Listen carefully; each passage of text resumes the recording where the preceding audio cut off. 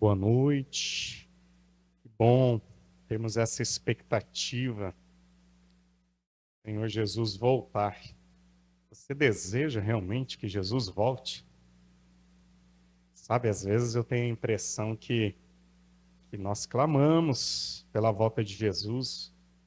Pode ser que a gente carregue muitas vezes aquele sentimento de coisas inacabadas, né? Ah, Senhor, mas eu não terminei algumas coisas ainda, sabe? Eu queria ainda casar, eu queria ainda ver meus filhos casando, eu queria ainda ver meus netos, eu queria ainda terminar a casa, terminar a faculdade. Espera um pouquinho aí, espera um pouquinho.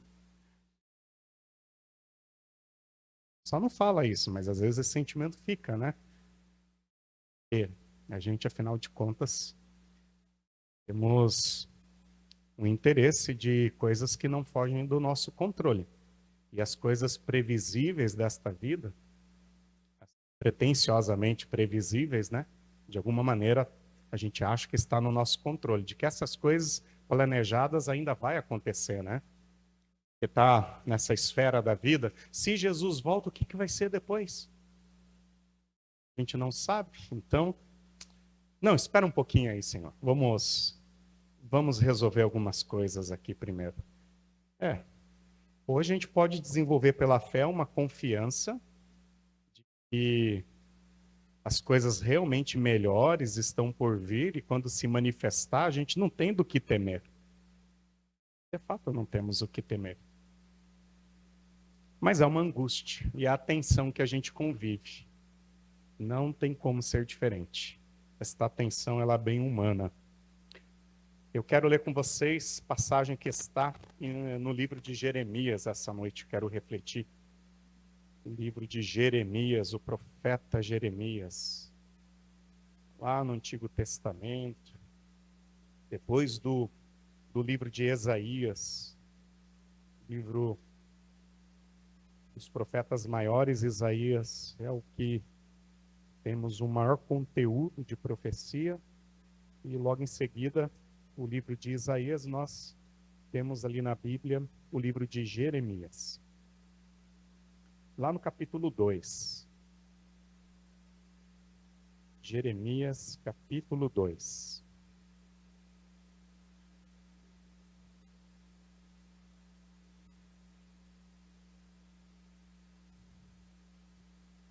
O Senhor me deu outra mensagem. Vá e proclama esta mensagem para Jerusalém. Assim diz o Senhor. Lembro-me de como você desejava me agradar. Quando era uma jovem noiva, muito tempo atrás, você me amava e me seguia até mesmo no deserto. Naqueles dias, Israel era santo para o Senhor. Era como os primeiros frutos de sua colheita. Todos que faziam mal a seu povo eram declarados culpados. E sobre eles vinha calamidade. E eu, o Senhor, falei. Ouçam a palavra do Senhor, descendentes de Jacó e todas as famílias de Israel. Assim diz o Senhor. Que defeito seus antepassados encontraram em mim? Para que se afastassem tanto. Foram atrás de ídolos inúteis, e eles próprios se tornaram inúteis. Não perguntaram, onde está o Senhor que nos tirou do Egito em segurança e nos conduziu pelo deserto? Uma terra árida e cheia de covas, terra de seca e densa escuridão, onde ninguém vive e pela qual ninguém passa. E quando eu os trouxe para uma terra fértil, para desfrutar sua fartura e as coisas boas que ela produzia, vocês contaminaram minha terra e corromperam a herança que eu lhes tinha dado. Os sacerdotes não perguntaram, onde está o Senhor? Os que ensinavam minha lei não me deram atenção. Os governantes se voltaram contra mim. Os profetas falaram em nome de Baal e foram atrás de ídolos inúteis. Portanto, Apresentarei minha acusação contra vocês, diz o Senhor. Também apresentarei acusações contra seus descendentes. Vão para a terra de Chipre, no oeste, e vejam. Vão para a terra de Quedar, no leste, e preste atenção. Alguém já ouviu falar de algo parecido? Alguma vez uma nação trocou seus deuses por outros, mesmo que não sejam deuses de verdade? Meu povo, no entanto, trocou seu Deus glorioso por ídolos inúteis.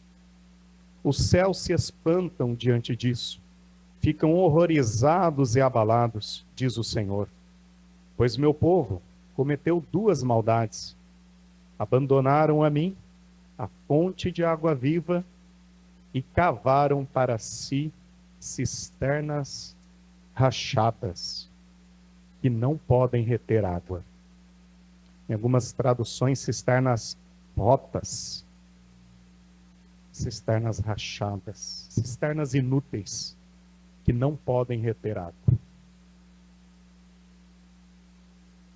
Sei que é um texto do Antigo Testamento, ele não pode ser observado e analisado a partir do seu próprio contexto. Mas eu quero trazer para a nossa reflexão ainda uma parábola, apenas como um auxílio para nos ajudar a refletir o tema desta noite. Eu quero olhar essa perspectiva das cisternas rachadas e a fonte de mananciais. Um aprendizado sobre a sede humana. A parábola diz assim: era uma vez um homem, um bom homem, um cristão, decente, que como todos os homens cristãos, ou não, ansiava por respeito. Todavia, muitas perguntas o incomodavam. Sou digno de atenção dos outros? Sou importante? Ele ansiava por ser conhecido, respeitado e estimado. Eram anseios autênticos e profundos. Apesar disso, tinha medo de ser conhecido plenamente. Estava convencido de que caso alguém o conhecesse como realmente era, sentiria uma vergonha enorme e merecida diante da repugnância com que essa pessoa o trataria. Ainda assim, continuava ansiando pelo impossível, ser plenamente conhecido por alguém que se aproximasse e jamais se afastasse. Mas por que sonhar com o impossível? Melhor se esconder atrás de uma fachada, de uma aparência de força e confiança, talvez até de compaixão e preocupação com os outros. Melhor viver para buscar qualquer satisfação que pudesse obter por conta própria, algumas vezes até usando os outros. Qualquer coisa para aliviar o vazio de uma sede insaciável, de uma dor insuportável. Qualquer coisa. E se tudo falhasse em trazer o alívio desejado, a pornografia sempre funcionava. Seria ele um viciado em sexo? Essa possibilidade lhe pesava na consciência. Mas ele sabia silenciar a voz da condenação. Afinal, o alívio de sua sede parecia necessário e, portanto, justificável. Viver vazio e exausto em meio a desejos insatisfeitos era algo intolerável. Era uma vez uma mulher, piedosa, uma cristã, competente, que, como todas as mulheres, cristãs ou não, ansiava por atenção. Todavia, muitas questões a incomodavam. Será que as pessoas desejarão minha companhia depois de perceberem quem sou? Tenho valor pelo que sou? Ela ansiava por se tornar visível para os outros, ser notada e apreciada. Eram anseios autênticos e profundos. Apesar disso, tinha medo de ser conhecida plenamente. Porventura, alguém que observasse seu íntimo seria capaz de desvendar a beleza de seu ser e de sua alma? Uma beleza valorosa que fosse desejada por alguém em busca de um relacionamento relevante, um parceiro para compartilhar um objetivo de vida maior? E se, ao se tornar visível, percebesse os outros se afastando dela? Ainda assim, não conseguia parar de desejar o impossível, ser conhecida plenamente por outra pessoa, que a acolhesse com respeito e apreço por quem ela era. Contudo, havia o risco de esse sonho impossível trazer sentimentos de vazio e solidão. Melhor se esconder atrás de uma fachada, uma atitude amigável e social, talvez acompanhada de realizações profissionais, força e determinação, qualquer coisa para aliviar o vazio dolorido de anseios não satisfeitos, de uma sede profunda e insaciável. Caso não conseguisse silenciar seu enorme anseio por meio da satisfação de sedes menores, quem sabe uma demonstração intencional de sensualidade fosse capaz de produzir uma aparência convincente de satisfação verdadeira. Mas valeria a pena se rebaixar desse jeito? Isso arruinaria quase toda a autoestima que ainda lhe restava. Talvez não houvesse outra saída. Viver em meio ao vazio de uma dor agonizante e exausta por uma sede insaciável era algo que ela não conseguiria suportar. De repente, ambos, o homem e a mulher, ouviram uma voz, um clamor que parecia vir do céu. Você pode continuar lutando contra a dor em seu coração e a sede em sua alma como se fossem coisas insuportáveis. Nesse caso, você vai aderir e ceder à tentação que entorpece a dor e alivia a sede. Saiba, porém, que jamais o amarei menos, a amarei menos. Contudo, você não obterá a liberdade de descansar em meu amor. Se continuar na estrada em que se encontra agora, e que traz mera ilusão de vida, sua alma encolherá. Sua energia, sua paixão e sua disposição de amar diminuirão, corrompidas pela maldade do egocentrismo que o afasta dos outros e o direciona para si mesmo e para si mesma. Para se tornar a pessoa que você mais deseja ser, para viver como um narrador da história maior que escrevi no passado eterno e que agora estou revelando neste mundo caído, para expandir sua capacidade de amar os outros mais que a si mesmo, mais que a si mesma, para ancorar sua esperança na antecipação da alegria por vir, quando então sua dor desaparecerá completamente e sua sede será totalmente saciada, você deve estar disposto e disposta a viver com sede. Somente então você experimentará domínio sobre o desejo e conhecerá o poder capaz de enfrentar seus vícios para obter agora o que prometi somente para depois, o fim da dor e o saciamento da sede. Sucumbir aos ímpetos do vício nada mais é que entorpecer sua dor e mascarar sua sede.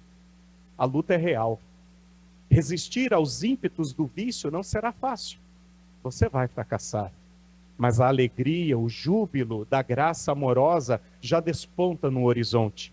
Em breve o sol se levantará. A resposta. O homem ouviu a voz e abaixou a cabeça envergonhado.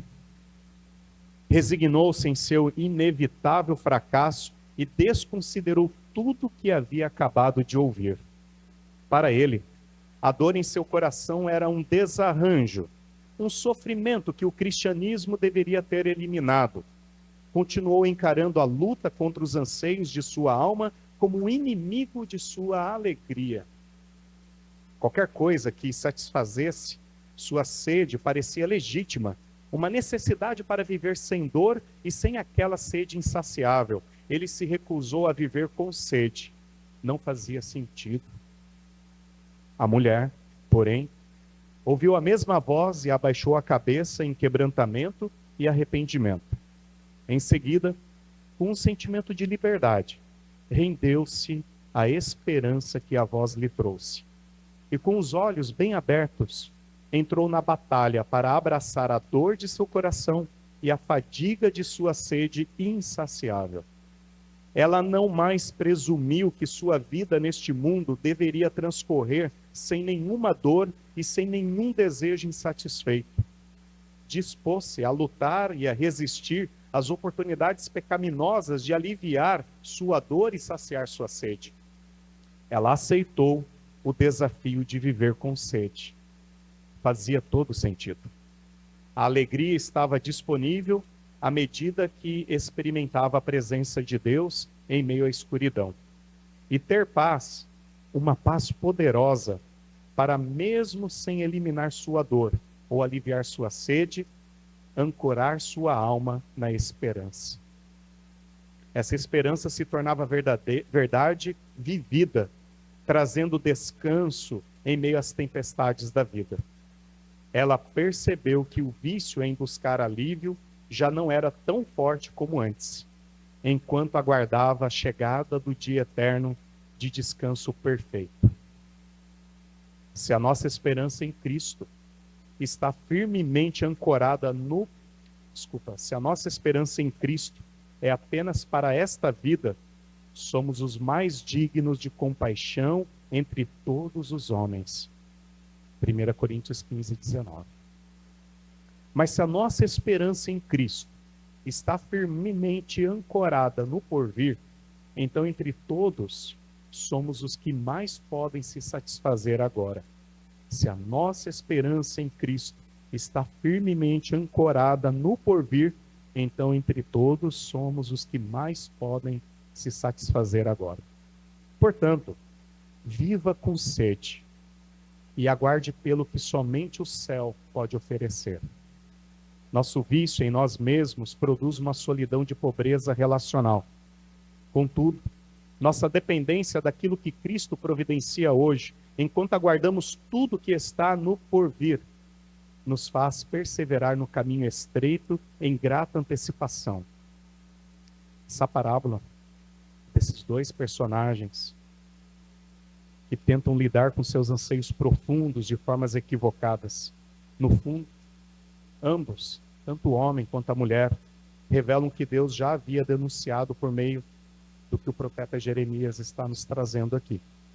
O homem troca a fonte da água viva por cisternas rachadas, que nunca saciam. E esse diagnóstico, comunidade, é o diagnóstico que revela muitas vezes a nossa própria vida. O contexto aqui de Jeremias mostra esta realidade da infidelidade de Judá. Judá estava acostumado a viver um tempo relativamente bom no tempo do rei Josias. E eles se acomodaram, baixaram a guarda. Está tudo bem.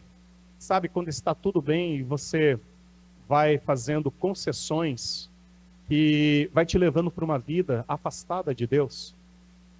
Porque você entra no modo de falsa satisfação. Falsa satisfação. E essa falsa satisfação leva você a não se importar mais em fazer aquele caminho que muitas vezes pode parecer um caminho difícil, de desenvolver hábitos, de até mesmo renúncias, aonde você chega até a fonte de água viva e lá se farta de uma fonte que jamais vai se acabar. O modo de satisfação falsa da vida leva a gente a cavar cisternas. Eu não preciso de água agora. Vou cavar cisternas. Pode ser até a água da chuva. Na hora que eu precisar de alguma coisa, tem aqui. Temos essa imagem aqui. A gente opta por isso. As cisternas rotas eram mais ou menos um tipo de cisterna assim. Cavava-se uma rocha, passava ali alguma coisa para vedar, para não vazar água, mas aquilo não resolvia o problema. Cedo ou tarde, a água escapava. E ficava uma água turva, uma água parada. A gente sabe os efeitos de uma água parada. Mas era uma forma, de certa maneira, ou diante de uma situação que não tinha o que fazer, onde não se tinha fonte, mas se eu sabia que tinha uma fonte muito distante, não, ia até lá. Então era uma forma, vamos dizer assim, bem acomodada. Vou fazer uma cisterna aqui mesmo. Mas ela não retia água, não retém água. Ela é rachada, ela é uma cisterna inútil. Literalmente, é cavar uma cisterna inútil. E aqui a gente, não sei se vocês já viram uma fonte de água, onde brota água. É por isso que é a ideia de manancial de água viva.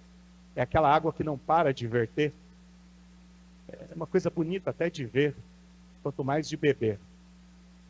Está ali, à disposição. Parece que é até um desperdício. Você vê assim, nossa, onde que fecha isso daqui? Vamos fechar, para não perder tanto. Não precisa. Isso sempre terá. É dinâmico. É viva. Ela vai. Ela corre. Assim como o relacionamento com Deus é dinâmico, é vivo. Você não precisa reter. Não precisa guardar o que você bebeu hoje para beber amanhã. Amanhã ele estará lá. Você não pode vir para o culto e se satisfazer no culto e falar assim, não, é isso que eu preciso para a semana. Não, amanhã você vai ser convidado a se relacionar com Deus. E Ele estará lá como uma fonte inesgotável para saciar a tua sede de amanhã. Com água viva, com coisas novas. Porque o Senhor faz coisas novas todos os dias. E a gente quer viver as coisas novas de hoje no amanhã. O de hoje vai ficar hoje. Amanhã, o hoje vai ser ontem. Amanhã Deus tem coisas novas para nós. Porque o relacionamento com Deus é dinâmico. E todo e qualquer relacionamento de amor, de intimidade, a gente espera esse dinamismo de se relacionar no presente. Quem é casado aqui, eu duvido que vocês ficam satisfeitos com a conversa de hoje. Eu não preciso conversar com o meu cônjuge hoje não. Eu conversei com ele ontem. E ficar uma semana sem conversar com o seu cônjuge. Não, é dinâmico. Você quer conversar naquele momento. É aquilo que importa, é aquele momento que é gostoso, que é satisfatório, porque tem coisas novas amanhã. Amanhã terá coisas novas para contar, para conversar, para dialogar. E às vezes, gente, a gente pega e se acomoda no relacionamento com Deus, a gente cava uma cisterna, se Deus mandar chuva, eu vejo lá o que tem. A gente fica assim também na relação com Deus muitas vezes. A gente acha que tudo que nós já vivemos com Deus até hoje, é suficiente. Um sermão que eu lembrar, uma mensagem que eu lembrar, tá tudo bem, não preciso mais buscá-lo. Não, nós precisamos buscá-lo. Buscar o Senhor enquanto Ele se pode achar, enquanto Ele está perto, porque, afinal de contas, Ele tem coisas novas todos os dias para nós, porque senão não faz sentido algum nós desejarmos o céu tal como nós cantamos, porque a eternidade com Deus, sabe o que vai ser? Uma experiência de coisas novas com Deus todos os dias. Insaciavelmente nós estaremos lá na presença de Deus todos os dias, provando dele, experimentando o seu amor, a sua bondade, o seu dinamismo, o seu convite para que nós possamos continuar constantemente crescendo, sem fim, porque Deus é um ser eterno e Ele tem coisas novas para revelar a nós todos os dias. Não faz sentido a eternidade se a gente querer ter uma relação com Deus de cisterna rachada, gente. A gente tem que desejar a fonte de mananciais de água viva, porque do contrário, o céu vai ficar sem graça para nós. Veja, quão importante é nós refletirmos a nossa vida na perspectiva do que nós ansiamos na relação com Deus. Porque o povo de Israel, eles passaram a depositar uma confiança de satisfação plena. Sabe o que é isso? Eu quero algo que me satisfaça. Eu preciso de algo que me satisfaça. Agora, o que pode satisfazer o coração do ser humano? Diga para mim. O que é? O coração de um ser que rompeu com Deus e buscou preencher, no rompimento do relacionamento com Deus, uma satisfação longe de Deus. Este coração do ser humano, a nossa vida, a nossa existência neste mundo, esta carne, este tabernáculo aqui, você e eu, somos uma estrutura tal como a cisterna rota, rachada. Nós somos uma cisterna que não retém nada. É assim que é o ser humano, sabia? Você pode comer a melhor comida neste domingo. Não sei o que você comeu hoje. Se almoçou na casa da mãe, da oma, se comeu em casa mesmo, se foi aquele churrasco gostoso de domingo. Mas digamos que você teve um domingo assim de um bom almoço. Amanhã tu vai estar com fome. Não vai? Vai estar com fome. E vai estar com aquela expectativa de comer algo gostoso. E se você lembrar amanhã do almoço delicioso que você teve hoje, não vai te satisfazer. Vai? Lembra aí, lembra do almoço mais gostoso que você teve na sua vida. A lembrança disso não te satisfaz. Sabe por quê? A comida não satisfaz o ser humano. Eu quero que você pense qualquer coisa que, de forma humana, gente, as coisas que a gente busca para satisfazer, qualquer prazer que a gente busca para se satisfazer, trabalho, sucesso, dinheiro, aplausos, afetos, sexo, relacionamentos, amizades, tudo. As coisas legítimas, tá? Não estou falando de coisas pecaminosas, não. Pensa nas coisas legítimas que você busca neste mundo para encontrar satisfação. Você pode ter a melhor de todas. Não preenche o teu coração. Você pode ter o melhor relacionamento conjugal. Ainda assim você vai sentir, mas está faltando alguma coisa. Você pode ter o melhor trabalho. Ainda assim você vai olhar assim, mas não está bom. Não sei o que é, mas não está bom. Você pode ter a fortuna financeira que for. Você vai olhar assim, mas acho que não tenho tanto que chega. Duvida disso? Leia Eclesiastes. Eclesiastes é um livro de um homem que falou assim, eu quero ver o que pode satisfazer a minha vida. O que eu olhar, o que as minhas mãos puderem alcançar, eu vou lutar para ter isso. E ele fez.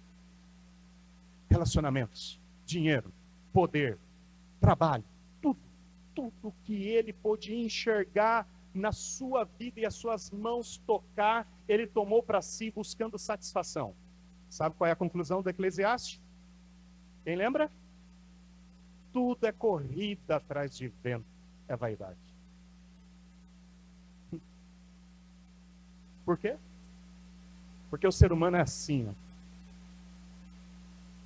não retém água, vaza. E daqui a pouco a gente está com uma sensação de vazio, por mais que tenha, porque tudo para nós ainda assim não é o bastante. Tudo para nós ainda assim não é o bastante. Então o que fazer com esse ser humano insaciável?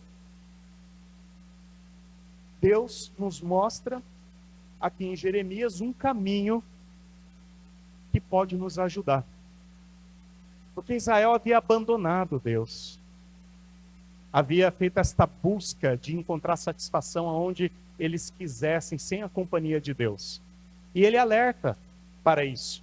Vocês abandonaram a minha palavra, abandonaram o relacionamento comigo. Vocês desejaram trocar-me. Vocês me trocaram a fonte de manancial.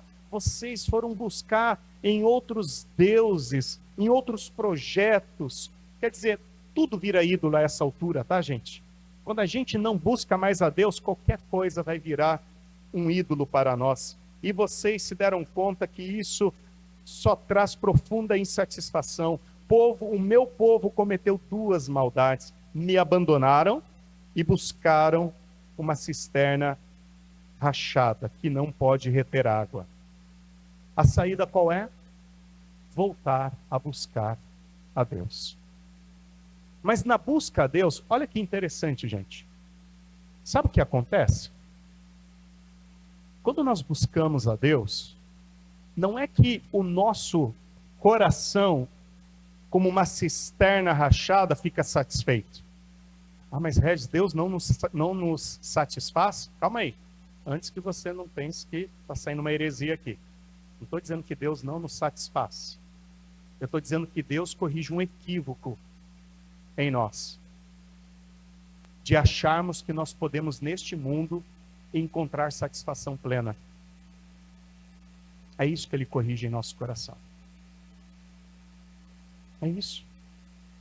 Buscar a Deus é uma atenção que nós damos àquele que vai nos orientando a sempre de novo buscar na fonte aquilo que a gente precisa para a nossa vida.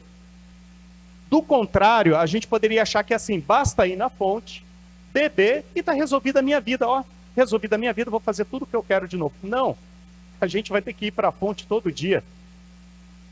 Todo dia. Porque a dinâmica aqui, gente, na relação com Deus, preste atenção, não é o que nós vamos beber, é de quem bebemos. A questão aqui não é a nossa satisfação, é com quem a gente se relaciona. A questão aqui é mudar o foco, gente.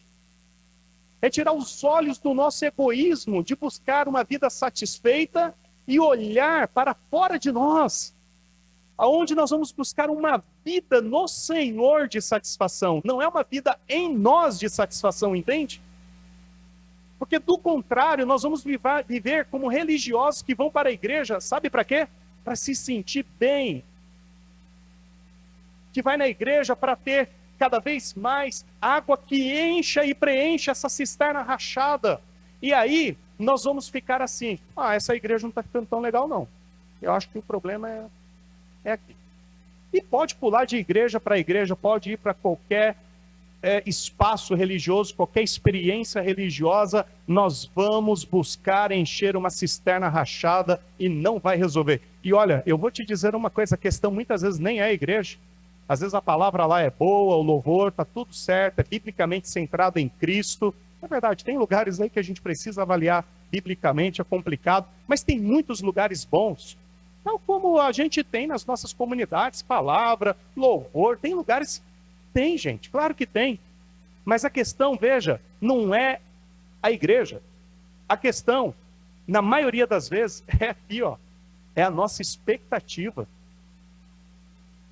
E sabe que buscar a Deus nos faz pensar, peraí, eu tenho que mudar essa chavezinha.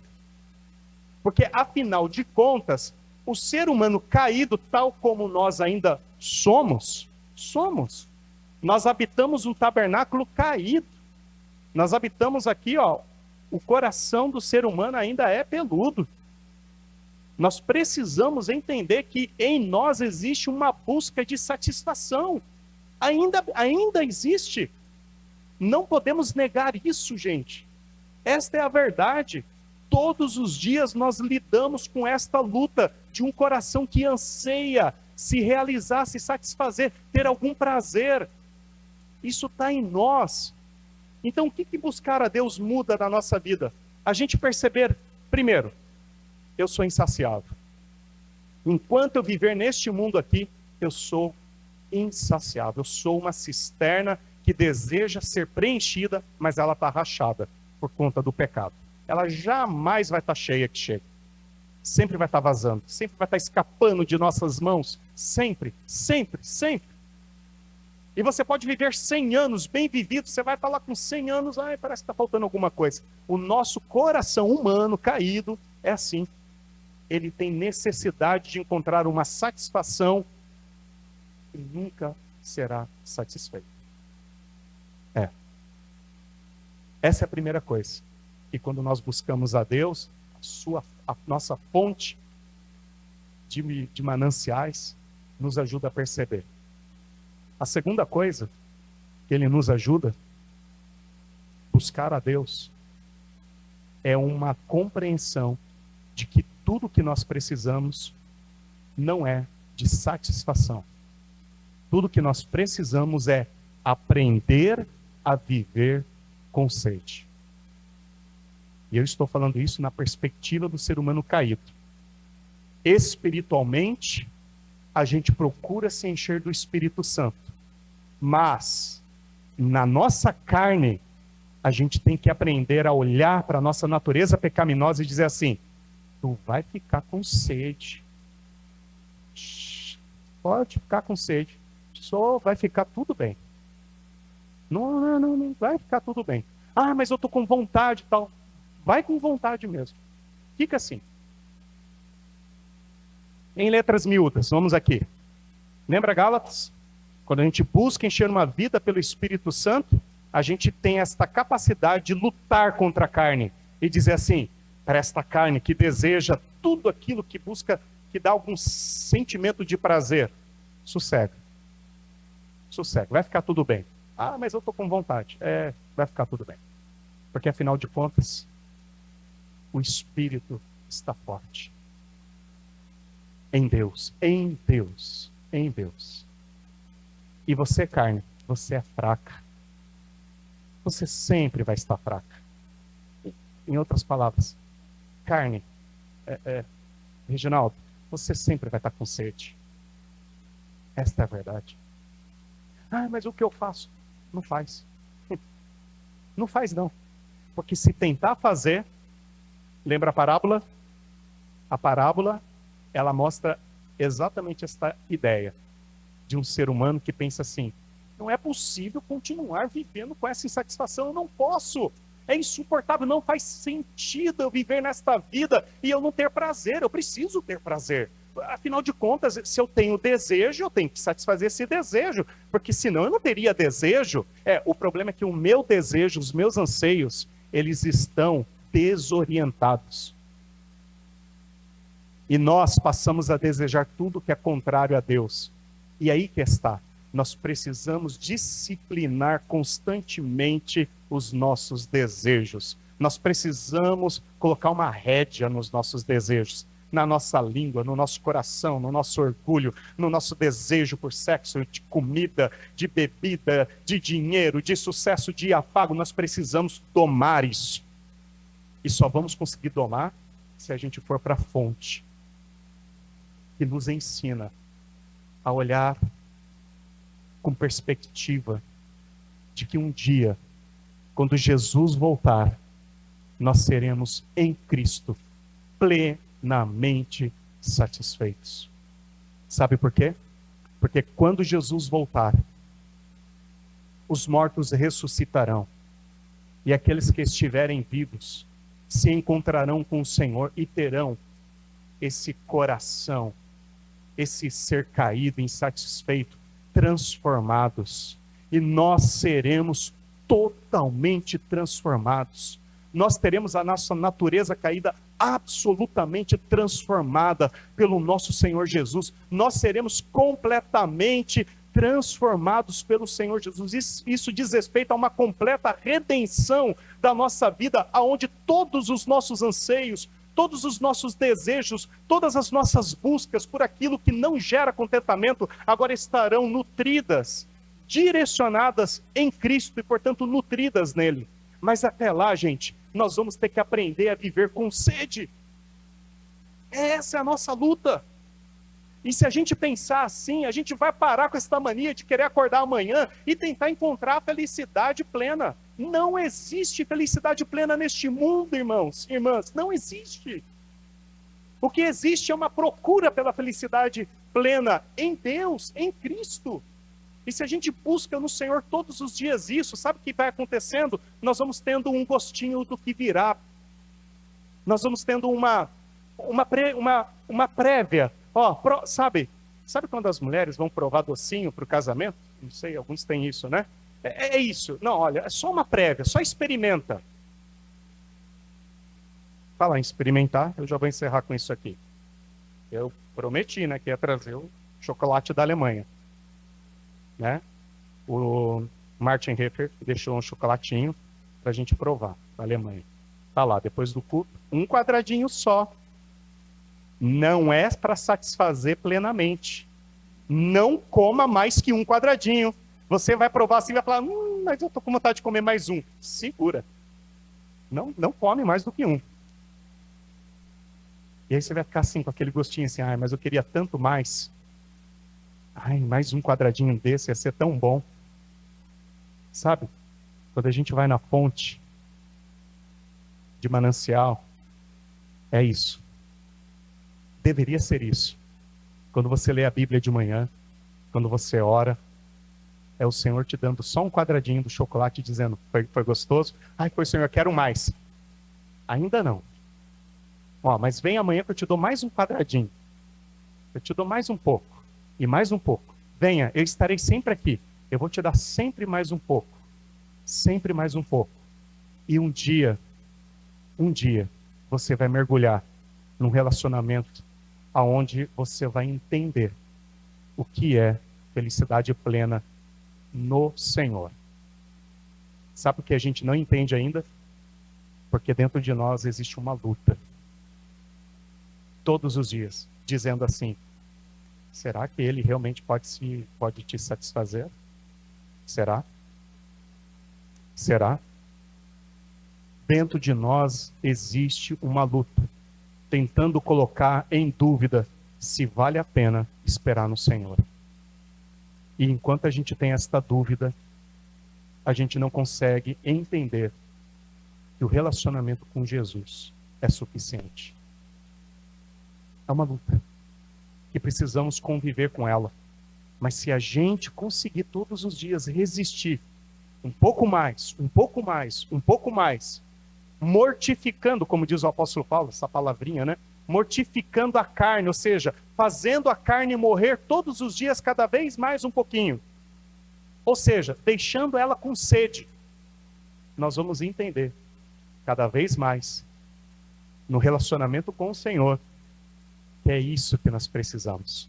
E que um dia, Jesus se manifestará neste mundo e enxugará de nossos olhos toda lágrima. E a alegria virá. A nossa estrela da manhã irá se manifestar. E nós vamos dizer assim, Senhor, é isso. Era só isso. Ah, Senhor, por que eu não sabia disso antes? Era por causa daquela luta. Mas isso vai acabar. Até lá, irmãos e irmãs, nos encorajemos uns aos outros. Vamos lutar firmemente com isso. E se eu tropeçar, Regis, levante-se. Segure firmemente a mão do Senhor Jesus, que Ele vai te levantar, Ele vai te encorajar a dizer assim, olha, eu sei, você tentou de novo, né? Satisfazer aquela sede que você não consegue, mas para com isso, pare com isso. Vamos lá, tenta novamente, venha para a fonte. Toda vez que você tentar construir uma cisterna, haverá uma voz do Espírito te convidando a abandonar isso. Ele não vai insistir em te convidar a largar e abandonar a cisterna, porque Ele te ama. Essa vai ser a voz do Senhor, do Espírito de Deus no seu ouvido. Pode ter certeza disso. Ele não vai deixar você sozinho, abandonado, buscando satisfação numa cisterna rachada. Mas se você ouvir a voz dele, dê atenção. Dê atenção. Porque senão você vai se afastar cada vez mais. Cada vez mais. E daqui a pouco você está lá. Uma cisterna apenas. E se esqueceu da fonte. Isso é um problema, quando a gente se esquece da fonte. Você está aqui essa noite, porque olha só, o Espírito do Senhor não permitiu você se esquecer da fonte. Mas amanhã você vai ter que ser lembrado disso novamente. Então amanhã, leia a Bíblia de novo, tá bem? Vai lá. Não esqueça disso. Vamos orar? Vamos ficar de pé?